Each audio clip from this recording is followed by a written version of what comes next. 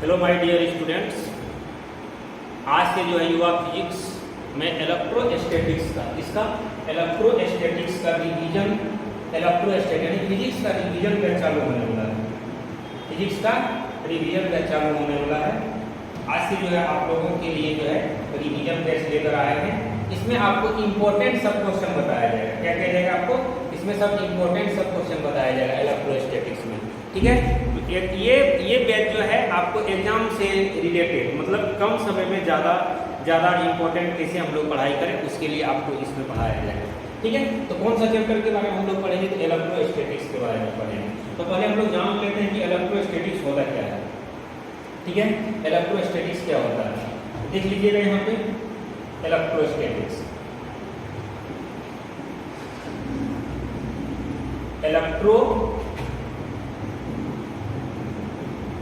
Electrostatics इसका हिंदी होता है स्थिर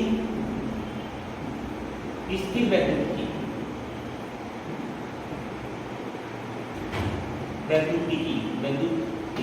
स्थिर वैद्युतिकी। ठीक है, इसका हिंदी क्या होता है? स्थिर विद्युतिकी होता है। हम लोग जो है इसका पहले जान लेते हैं कि इलेक्ट्रोस्टैटिक्स क्या होता है। ध्यान से समझिएगा, इलेक्ट्रोस्टैटिक्स के बारे में हम लोग पहले जानते हैं। क्या करते हैं? इलेक्ट्रोस्टैटिक्स के बारे में जानते हैं। हम इलेक्ट्रोस्टैटिक्स को लिख सकते हैं electro plus statics. Electro plus statics equal to क्या हो जाएगा? Electro plus statics equal to हो जाएगा इलेक्ट्रोस्टैटिक्स। इलेक्ट्रो मतलब क्या होता है? इलेक्ट्रो मतलब होता है इलेक्ट्रिक। इलेक्ट्रो का मतलब क्या होता है? इलेक्ट्रिक होता है। इलेक्ट्रिक का मतलब क्या होता है? इलेक्ट्रॉन। इलेक्ट्रॉन का मतलब क्या होता है? चार्ज होता है। क्या होता है? या ऐसे भी आप बोल सकते हैं इसको, इलेक्ट्रो का मतलब होता है इलेक्ट्रॉन। इलेक्ट्रो का मतलब क्या होता है? इलेक्ट्रॉन होता है। क्या होता है? इलेक्ट्रॉन होता है। इलेक्ट्रॉन का मतलब क्या होता है? इलेक्ट्रिक होता है। इलेक्ट्रिक का मतलब क्या होता है? चार्ज होता है। क्या होता है? चार्ज होता है। स्टैटिक्स का मतलब होता है रेस्ट। स्टैटिक्स का मतलब क्या होता है? रेस्ट होता है। स्टैटिक्स का मतलब क्या होता है? रेस्ट होता है। तो मतलब हम लोग कह सकते हैं कि इलेक्ट्रोस्टैटिक्स भौतिकी का वह भाग है जिसमें विद्युत या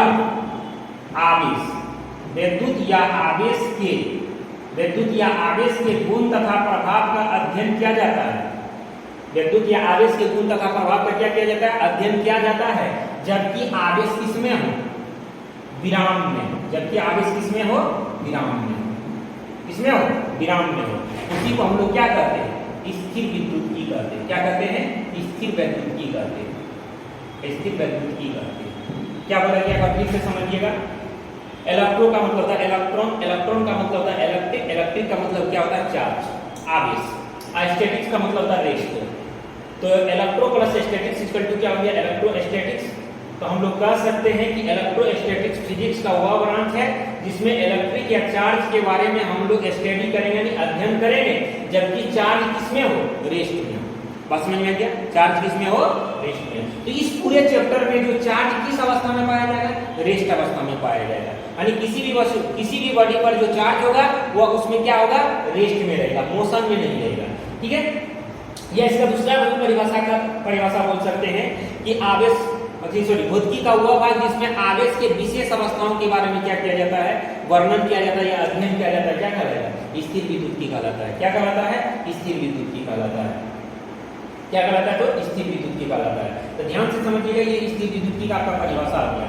क्या बोले कि भौतिकी का वह भाग जिसमें आवेश के विशेष अवस्थाओं के बारे में अध्ययन किया जाता है, स्थिर विद्युतिकी कहलाता है। या हम लोग ये भी बोल सकते हैं कि स्थिर विद्युतिकी भौतिकी का वह भाग है जिसमें विद्युत या आवेश के गुण तथा प्रभाव का अध्ययन किया जाता है।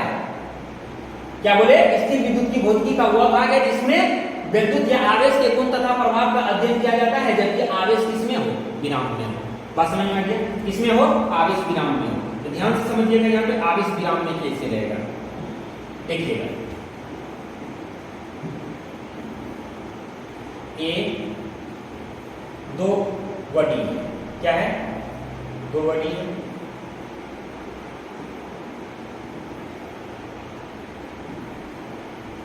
ठीक है, दो वडी, ठीक। ये दोनों अभी क्या है, अभी ये दोनों अभी न्यूट्रल है, अभी ये दोनों बड़ी क्या है, न्यूट्रल है, न्यूट्रल है, क्या है ये दोनों अभी न्यूट्रल है, ठीक। क्या ये दोनों बड़ी न्यूट्रल है, मतलब न्यूट्रल का मतलब क्या, जितना प्लस होगा उतना माइनस होगा, माइनस होगा। न्यूट्रल का मतलब क्या, प्लस माइनस आपस में बराबर होगा। ये दोनों बॉडी अभी क्या है, तो न्यूट्रल है, क्या है, न्यूट्रल। ध्यान से समझिए, क्या है, न्यूट्रल है। अब ये दोनों, इस दोनों बॉडी पर चार्ज है, लेकिन कैसा है, रेस्ट में है, ठीक है, इसीलिए वो क्या है, न्यूट्रल है। तो देखिएगा, अब जब दोनों को क्या करेंगे, रगड़ करेंगे, क्या करेंगे, रगड़ करेंगे, यानी रब्ड करेंगे, रब्ड करेंगे। दोनों बॉडी को अगर हम रब्ड करेंगे, यानी दोनों वस्तु को रगड़ करते हैं, तो इससे इलेक्ट्रॉन किसमें जाएगा, इस पर जाएगा। तो यहाँ से इलेक्ट्रॉन बड़ा वस्तु से ये बड़ा है और ये छोटा है, तो स्वाभाविक बात है कि इससे इलेक्ट्रॉन क्या जाएगा, इस पर जाएगा।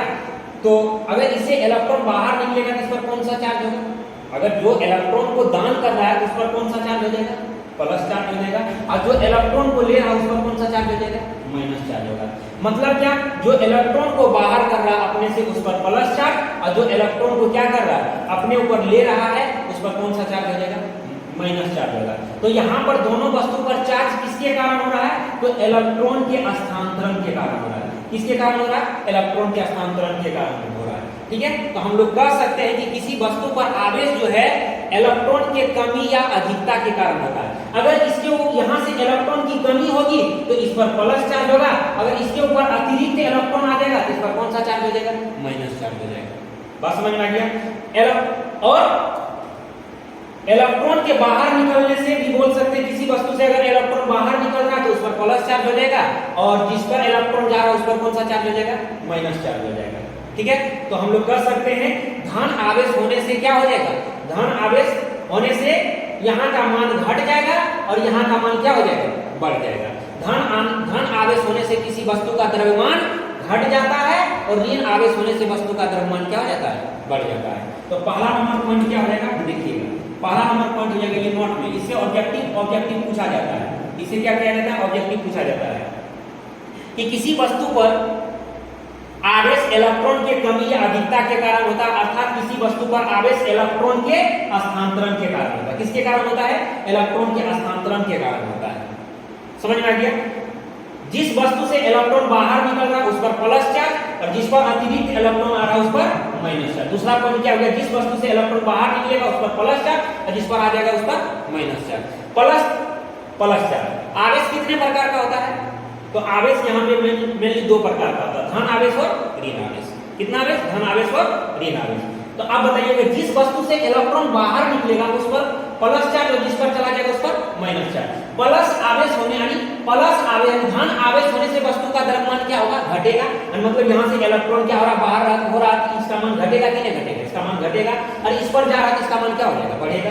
तो धन आवेश होने से वस्तु का द्रव्यमान क्या हो जाएगा, घट जाएगा, और ऋण आवेश होने से वस्तु का द्रव्यमान क्या हो जाएगा, बढ़ जाएगा। ये बात याद रखिएगा, ऋण आवेश होने से वस्तु का द्रव्यमान बढ़ता है और धन आवेश होने से वस्तु का मान क्या हो जाता है, घटता है, अर्थात वस्तु के मान में अल्प परिवर्तन होता है, ठीक है। ये तुम्हारा क्या था, ये आवेश का था। अब हम लोग देखिएगा आगे हम लोग जानते हैं इलेक्ट्रिक चार्ज। इलेक्ट्रिक चार्ज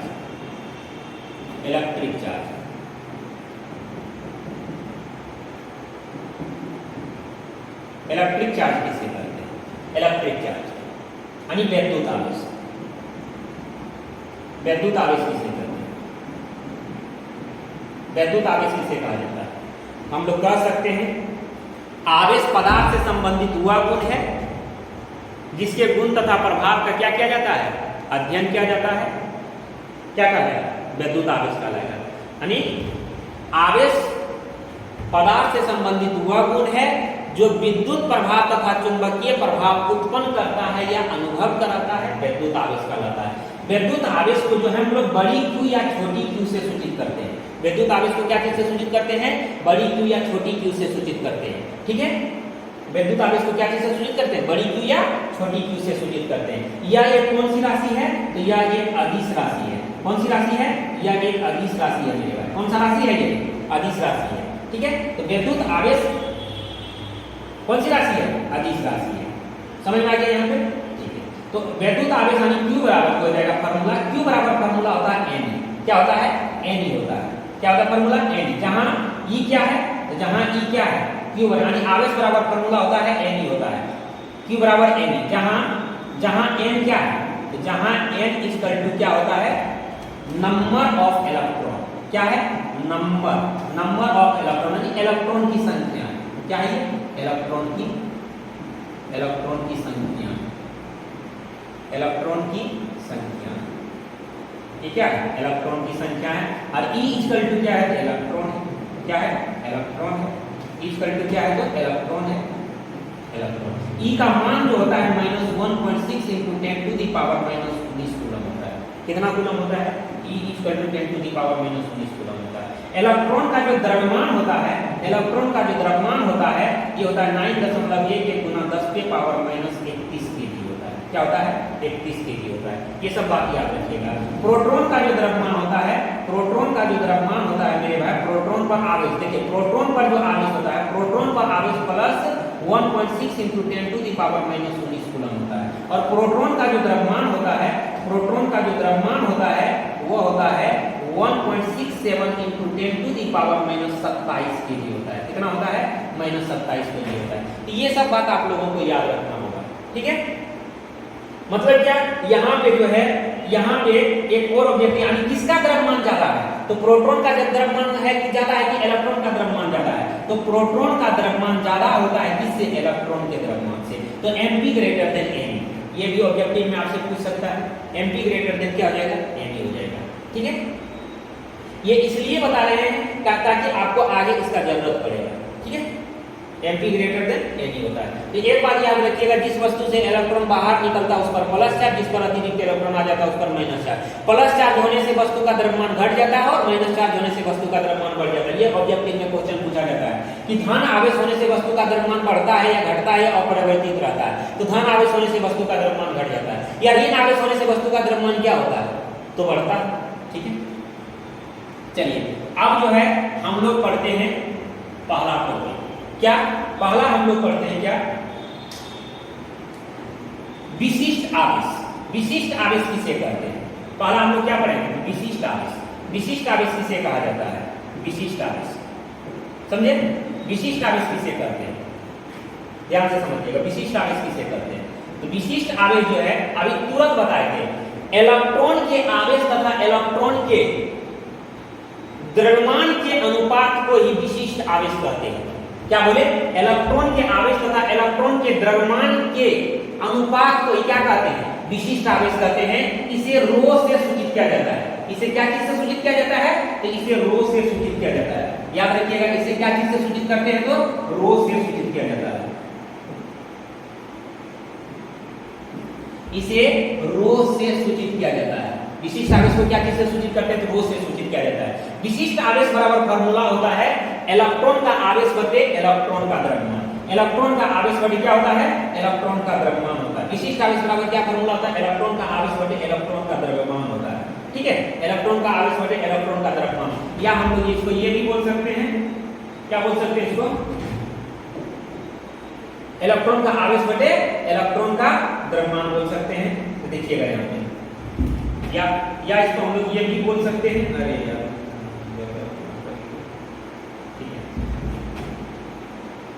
क्या हो जाएगा आपका? तो इसे रो बराबर हम लोग बोल सकते हैं, इलेक्ट्रॉन को ई से सूचित करते हैं, इलेक्ट्रॉन का द्रव्यमान को एम से सूचित करते हैं। क्या किससे सूचित करते हैं? एम से सूचित करते हैं। रो बराबर इसका विशिष्ट आवेश का जो मान होता है, अगर इसको आप सॉल्व कीजिएगा 1.6 × 10⁻⁻19 कूलम, -19 कूलम का मान अगर आप सॉल्व कीजिएगा और क्या 9.1 11 into 10 to the power minus 31 kg को अगर आप सॉल्व करते हैं तो इसका जो मान आ जाएगा 1.8 into 10 to the power 11 10 to the power कितना 11 कूलम पर केजी आ जाएगा। क्या आ जाएगा 11 कूलम पर केजी आ जाएगा। समझ गए? तो विशिष्ट आवेश का ये मान होता है। ये ऑब्जेक्टिव में पूछा जाता है कि विशिष्ट आवेश का मान कितना, तो 1.8 into 10 to the power minus 11 coulomb per KG होता है। ये याद रखिएगा, ये तुम्हारा विशिष्ट आवेश का मान था। ठीक है, तो क्या बताए इलेक्ट्रॉन के आवेश तथा इलेक्ट्रॉन के द्रव्यमान के अनुपात को ये क्या कहते हैं, विशिष्ट आवेश कहते हैं। इसे रो से सूचित किया जाता है, अर्थात विशिष्ट आवेश बराबर क्या होता है, इलेक्ट्रॉन का आवेश। अभी तुरंत बताया कि इलेक्ट्रॉन का आवेश कितना होता है, तो 1.6 into 10 to the power minus 19 coulomb, और इलेक्ट्रॉन का द्रव्यमान कितना होता है 9.11 into 10 to the power minus 31 kg होता है। इसको अगर हम सॉल्व करेंगे इसका इतना मान आ जाएगा। ठीक है,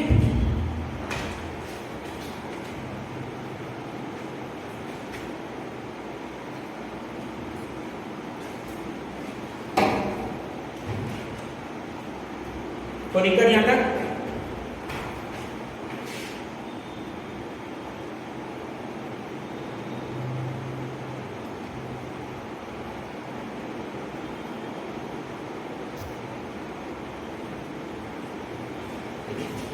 अब आता है आवेश का क्वांटीकरण। आवेश का क्वांटीकरण किसे कहते हैं, देखिएगा आवेश का क्वांटीकरण, इसको याद रखिएगा, ये बहुत इंपॉर्टेंट क्वेश्चन है एमडीवीआई, इसको भी याद रखना है। आवेश का क्वांटीकरण क्या बोलता है, किसी वस्तु पर आवेश का मान मूल आवेश के पूर्ण गुणांक में होता है। मूल आवेश मतलब क्या है, मूल आवेश का मतलब होता है यानी ई का जो मान है 1.6 into 10 to the power 10 to the power minus 19 coulomb के गुणांक में होता है, अर्थात Q बराबर Ne होता है। इसे ही आवेश का क्वांटीकरण कहते हैं। क्या बोला, किसी वस्तु पर आवेश का मान मूल आवेश के पूर्ण गुणांक में होता है। मूल आवेश से क्या होता है, पूर्ण गुणांक में होता है, अर्थात Q बराबर Ne होता है। अर्थात क्या होता है, Q बराबर Ne होता है। Q बराबर क्या होता है, तो Ne होता है। Q बराबर क्या होता है भाई, तो Ne होता है। मतलब क्या, Q बराबर क्या होना चाहिए, Ne होना चाहिए। Q बराबर क्या होना चाहिए, तो Ne प्लस माइनस Ne होना चाहिए। ठीक है, जहां n क्या होना चाहिए, तो n पूर्ण संख्या होना चाहिए। n का मान क्या होना चाहिए, n का मान जो होना चाहिए, n का मान जो होना चाहिए पूर्ण संख्या, यानी 1 2 3 4 डॉट डॉट। ठीक है, etc, यानी पूर्ण संख्या होना चाहिए। ये पूर्ण संख्या में होना चाहिए, पूर्ण संख्या, जीरो भी लगा सकते हैं या पूर्णांक संख्या में बोल सकते हैं। ये किसमें होना चाहिए, पूर्णांक संख्या में होना चाहिए। समझ गए? तो ये बात को आपको याद रखना चाहिए। Q बराबर कितना, Q बराबर कितना प्लस माइनस Ne के रूप में होना चाहिए। मतलब किसी वस्तु पर आवेश का मान हमेशा या तो 1.6 into 10 to the power minus 19 coulomb या 3.2 into 10 to the power minus 19 coulomb होना चाहिए, या क्या 4.8 into 10 to the power minus 19 coulomb. मतलब क्या, 16 के गुणांक में होना चाहिए। अगर 16 के गुणांक में नहीं है तो उस पर वह आवेश का क्वांटीकरण नहीं कहलाएगा। ठीक, तो ये था तुम्हारा आवेश का क्वांटीकरण। क्या बोला कि किसी वस्तु पर आवेश का मान जो है उसके आवेश का मान मूल आवेश के पूर्ण गुणांक में होता है। किसमें होता है, पूर्ण गुणांक में होता है, अर्थात Q बराबर Ne होता है प्लस माइनस Ne, अर्थात Q बराबर कितना प्लस माइनस Ne होता है। इसे ही आवेश का क्वांटीकरण करते हैं, यानी Q बराबर क्या होना चाहिए, Ne होना चाहिए। तो दिक्कत यहां तक, ये था तुम्हारा आवेश का क्वांटीकरण। आगे देखते हैं हम लोग।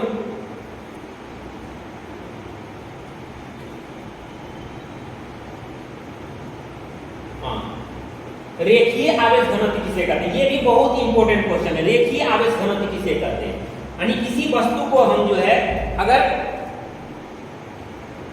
आवेश देते हैं, किसी वस्तु को अगर हम आवेशित करते हैं तो अगर उसके लंबाई प्रति एकांक लंबाई पर आवेश अगर विस्तृत हो जाता है तो उसी को हम लोग क्या कहते हैं, रेखीय आवेश घनत्व कहते हैं। तो रेखीय आवेश घनत्व क्या है, इसके बारे में हम लोग जानते हैं कि प्रति एकांक लंबाई पर स्थित आवेश को ही प्रति एकांक लंबाई पर स्थित आवेश को हम लोग क्या कहते हैं, रेखीय आवेश घनत्व कहते हैं।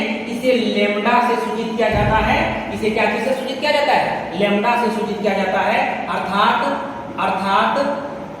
अर्थात रेखीय आवेश घनत्व यानी लेम्डा बराबर जो होता है, क्या होता है, प्रति एकांक यानी Q बटे कितना होता है, L होता है। Q बटे कितना होता है, L होता है। प्रति एकांक लंबाई पर उपस्थित आवेश को क्या करते हैं, रेखीय आवेश घनत्व कहते हैं। इसका SI मात्रक जो होता है, इसका SI मात्रक जो होता है मेरे भाई, इसका SI मात्रक होता है कूलम पर मीटर। क्या होता है, कूलम पर मीटर। बात समझ में आ गया, कूलम पर मीटर होता है। और एक बात और याद रखिएगा, आवेश का जो बीमा होता है, आवेश का जो बीमा होता है, आवेश का बीमा जो होता है, उधर बताना भूल गए, आवेश का जो बीमा होता है AT या IT होता है। क्या होता है, AT या IT होता है। आवेश का जो बीमा होता है AT या IT होता है, जहां A4 क्या होता है, एम्पियर, T4 होता है टाइम, I4 होता है विद्युत धारा। ठीक, तो ये याद रखिएगा। तो क्या बोला गया, प्रति एकांक लंबाई पर स्थित आवेश को रेखीय आवेश घनत्व कहते हैं। इसे लैम्डा से सूचित किया जाता है, अर्थात लैम्डा बराबर क्या हो जाएगा, Q बटे L। इसका SI मतलब क्या होता है, coulomb per metre, coulomb per metre होता है।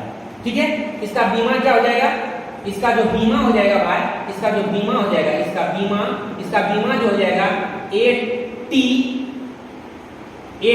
अब बटे में कितना, L, यानी आवेश का बीमा क्या होता है AT और लंबाई का बीमा L। इसको हम लोग सॉल्व कर सकते हैं, तो क्या हो जाएगा, m पे पावर 0, क्या, m पे पावर 0, L पे पावर -1 TA, L पे पावर -1 कितना, L पे पावर -1 TA होता है।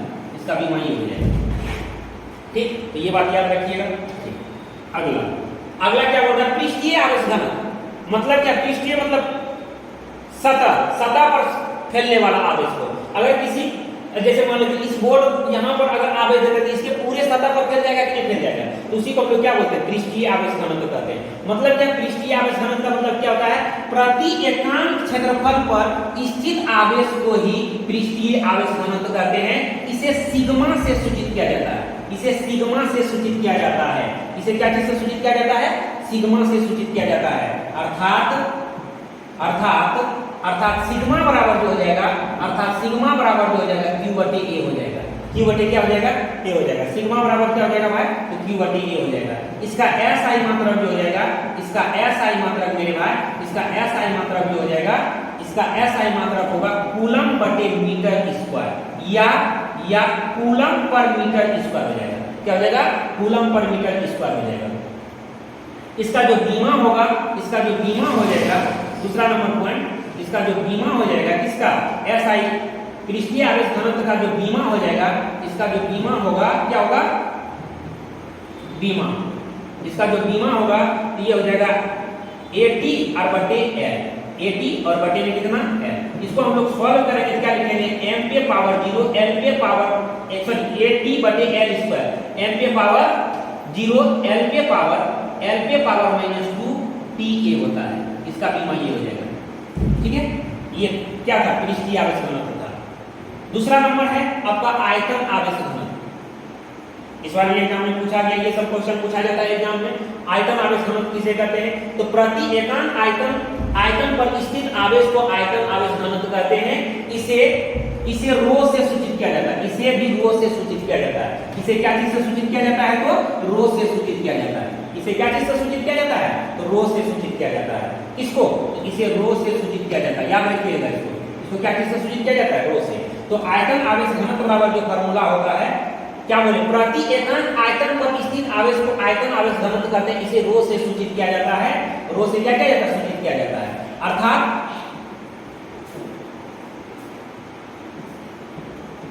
अर्थात रो बराबर जो हो जाएगा Q बटे V होगा। रो बराबर क्या हो जाएगा, रो बराबर Q बटे V। रो बराबर क्या हो जाएगा, Q बटे V। मतलब क्या, आयतन को हम लोग V से सूचित करते हैं। आयतन को क्या चीज से सूचित करते हैं, तो V से सूचित करते हैं। तो प्रति एकांक आयतन पर स्थित आवेश को ही आयतन आवेश घनत्व कहते हैं। इसे रो से सूचित किया जाता है। रो बराबर जो हो जाएगा Q बटे V हो जाएगा। इसका जो SI मात्रक होगा, हो जाएगा कूलम बटे मीटर क्यूब होगा। क्या होगा, कूलम बटे मीटर क्यूब। इसका जो बीमा होगा, हो जाएगा, किसका बीमा होगा, m पे पावर 0, L पे पावर -3 TA होता है। ठीक है, ये सब बात याद रखिएगा। ये तुम्हारा क्या था, आयतन आवेश घनत्व था। ये रिवीजन बैच चल रहा है, 12th का क्या चल रहा है, रिवीजन बैच चल रहा है। जिसको भी रिवीजन क्लास करना है ऑफलाइन में, वो आके क्लास कर सकते हैं।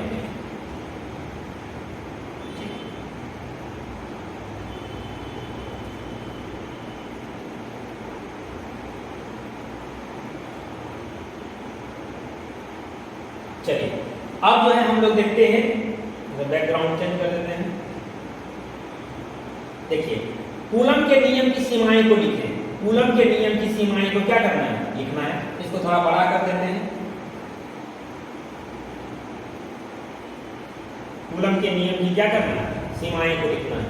देखिए कूलम जो है, कूलम के नियम की सीमाएं को लिखना है। तो क्या बोलता है, कूलम के नियम, कूलम का जो नियम है भाई, कूलम का नियम,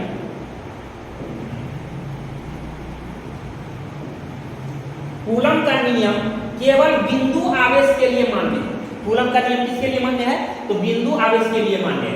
यदि दो बड़े गोले को आवेशित किया जाए, यदि दो बड़ा गोला को आवेशित किया जाए तो उसके बीच लगे बल का मान कूलम बल से ज्ञात नहीं किया जा सकता है। यदि दो बड़ा गोला को आवेशित किया जाए तो उसके बीच लगे कूलम बल का मान कूलम बल से नहीं ज्ञात किया जा सकता, इसका मान कूलम बल से ज्ञात नहीं किया जा सकता। मतलब इसका भी एक लिमिटेशन है कि ये कहां तक कार्य कर सकता है। कौन, कूलम के नियम की सीमाएं। ये भी पूछा गया क्वेश्चन है। कूलम के नियम केवल बिंदु आवेश के लिए मान्य है। यदि दो बड़े गोले को आवेशित किया जाए तो उसके बीच लगे बल का मान कूलम बल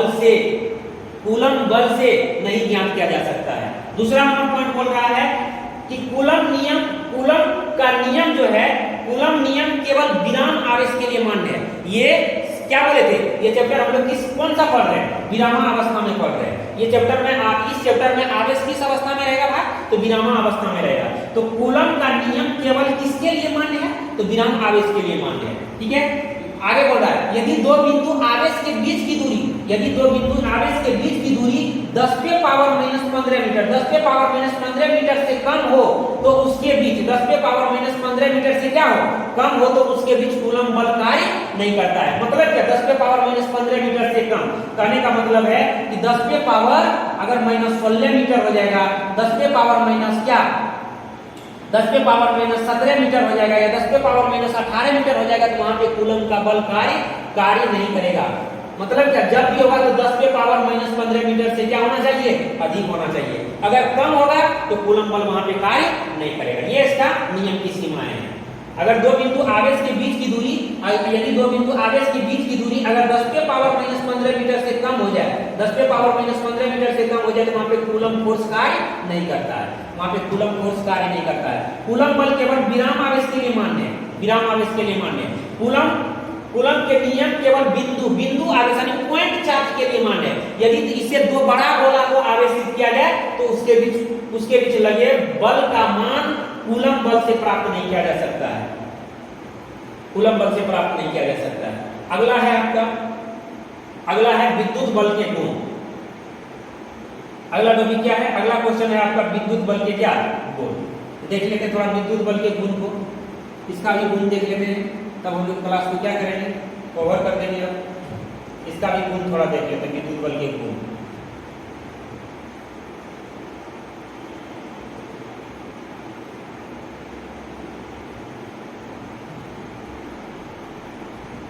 देखिएगा, पहला नंबर बोल रहा है विद्युत बल के गुण को लिखें। विद्युत बल के गुण को लिखें। विद्युत बल के निम्नलिखित गुण हैं। विद्युत बल के कितने गुण हैं, निम्नलिखित गुण हैं। पहला नंबर क्या बोल रहा है, यह आकर्षण एवं प्रतिकर्षण दोनों बल है। यह व्युत्क्रमवर्ग नियम का पालन करता है। यह किसका नियम का पालन करता है, व्युत्क्रमवर्ग नियम का पालन करता है। व्युत्क्रमवर्ग नियम का क्या करता है, पालन करता है। यह जो है व्युत्क्रम वर्ग नियम का क्या करता है, नियम का पालन करता है। यह संरक्षी है अर्थात विद्युत बल के द्वारा किए गए कार्य का मान पथ पर निर्भर नहीं करता है। ठीक है, यह नियत केंद्रीय बल है। यह क्वेश्चन पूछा गया है, यह क्वेश्चन पूछा गया है कि कूलम बल है, केंद्रीय बल दे दिया है ऑप्शन में और विद्युत बल। ठीक है, तो ये दोनों है, केंद्रीय बल भी है और विद्युत बल भी है। तो इसके बारे में हम लोग जानेंगे कि विद्युत बल का गुण को लिखें, विद्युत बल के नियम को लिखें। विद्युत बल क्या है, विद्युत बल यह एक आकर्षण और प्रतिकर्षण दोनों बल है। यह व्युत्क्रमवर्ग नियम का क्या करता है, पालन करता है। यह संरक्षी है अर्थात यह विद्युत बल के द्वारा किए गए कार्य का मान पथ पर पर निर्भर नहीं करता है, यह नियत केंद्रीय बल है। अगला यह लॉन्ग रेंज का बल है। अगला क्या बोला जाता है, यह लॉन्ग रेंज का बल है। विद्युत बल जो है गुरुत्वाकर्षण बल से जो है 10⁻39 गुना अधिक मजबूत बल है। ठीक है, तो ये था तुम्हारा क्या, ये सब इंपॉर्टेंट क्वेश्चन है, आप लोग इसको याद रखिएगा। ठीक है, अब मिलते हैं आप लोगों को नेक्स्ट क्लास में इसी